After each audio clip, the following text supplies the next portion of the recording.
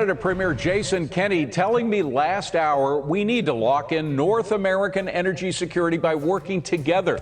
Republican Virginia Congressman Rob Wittman has been pushing for energy independence, and he joins me now. Congressman, you saw the Alberta premier there. He was very frustrated. I mean, we are going hat in hand to the Venezuelans, where they produce oil in a horribly dirty fashion when we could be getting it from Canada. Why aren't we getting cleaner oil from Canada instead of going to Venezuela?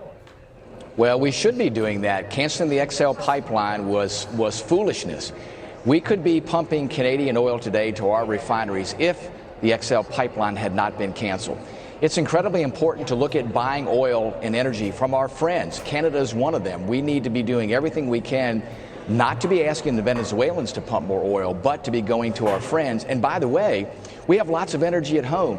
These anti-American energy policies by the Biden administration are absolutely unacceptable. Well, we've been repeating this stat over and over again for the past couple hours, but 75% of Americans think that we are going in the wrong direction. I know President Biden is committed to this green energy policy that would kill fossil fuel production in America, but he's got to look at those polls and think that eventually even Democrats are going to have to wake up to the fact that Americans want U.S. energy independence again.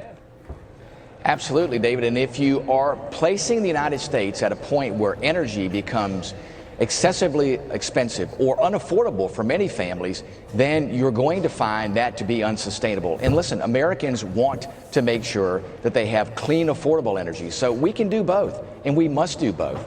I think that's incumbent upon all of us to make sure we pursue pro-American energy policies to get this nation back on track. And there's so many things that it boils down to. I mean, not only obviously the American consumer is the worst, but foreign policy. You look at what happened with Putin because the price of oil jacked up. That funded his campaign into Ukraine. We can't now produce enough natural gas for liquid natural gas that the Europeans need to pull away from Russia. I mean, there's so many areas that it's important. But the problem is that Biden is going to be president until 2024. He's going to be pushing these policies all the way through that presidency, one would assume.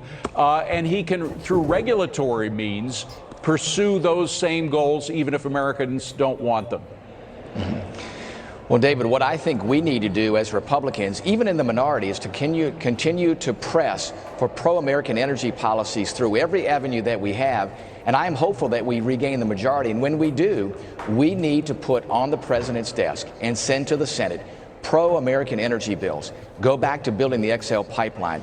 Go back to permitting energy exploration and development on U.S. leases. We can do that, and it has to happen now. All right, I want to switch to something that's far less important in the global scheme of things, but it really gets under our skin. And those are the perks that we've been discovering to people who work inside the Beltway for you guys. Perks like free Peloton app memberships, direct office alcohol delivery. That's the most recent perk that we just heard about. What do you make of all these, and how can we stop them? Well, this is absolutely inappropriate. A member of Congress should never receive anything additional than any other U.S. citizen receives, period. It's pretty simple and straightforward. I think these things are incredibly tone deaf. They should never have been offered. The Speaker should have never pursued these. Listen, I think the American people look at that and go, wow. With all the things that American families are dealing with, and Congress is looking at perks, listen, I am adamantly opposed to this. It should never happen. Listen, I get enough exercise running around my district. I don't need a Peloton membership.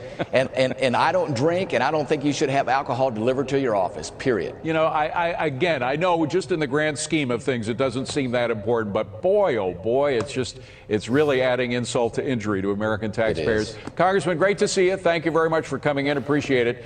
Coming up,